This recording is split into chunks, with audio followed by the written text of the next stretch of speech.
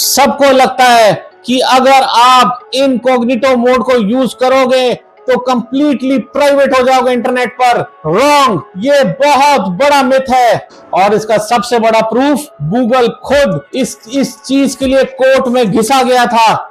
2020 में एक law suit file हुई थी गूगल के अगेंस्ट। एलिगेशन ये था कि इनकॉग्निटो मोड में भी गूगल एनालिटिक्स और एड मैनेजर जैसे टूल से लोग ट्रैक हो रहे थे।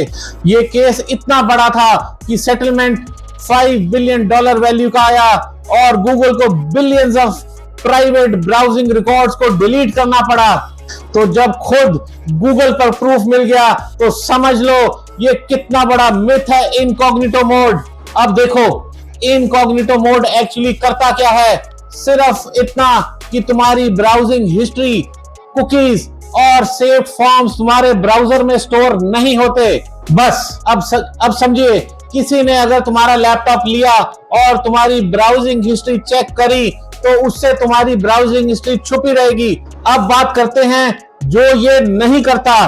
तुम्हारा आईएसपी यानी इंटरनेट सर्विस प्रोवाइडर, चाहे जियो हो या एयरटेल हो, वो सब कुछ देख सकता है। इनकॉग्निटो मोड हो या नॉर्मल, आईएसपी को कोई फर्क नहीं पड़ता। वेबसाइट्स तुम्हें फिर भी ट्रैक कर सकती हैं। आईपी एड्रेस या डिवाइस फिंगरप्रिंट से वो तुम्हें पहचान लेती हैं। और अगर तुमने जीमेल या इंस्टाग्राम में लॉगिन किया हुआ है इनकॉग्निटो मोड में भी, तो उन्हें पता है कि ये तुम ही हो। और अगर तुम ऑफिस या कॉलेज के वाईफाई पे हो तो आईटी एडमिन सब देख सकता है।